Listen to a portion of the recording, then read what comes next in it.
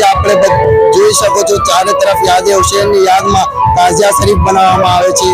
ચારો તરફ લાઇટિંગથી શણગાર કરવામાં આવે છે અને ખૂબ જ ઉત્સાહ સાથે યાદે હુસૈન મનાવવામાં આવે છે। આજે યાદે હુસૈન મનાવવામાં આવી રહી છે તો આપનું શું નામ જણાવ્યું? યુનુસભાઈ, તો આજે યાદે હુસૈન મનાવવામાં આવ્યું છે તો આપણે છોટાઉદેપુર નગરની અંદર અંદાજિત કેટલા તાજિયા શરીફ અહીંયા બનાવવામાં આવ્યા છે? અંદાજિત નાના મોટા મળીને 200 થી 250 સમથિંગ બનાવવામાં આવે છે।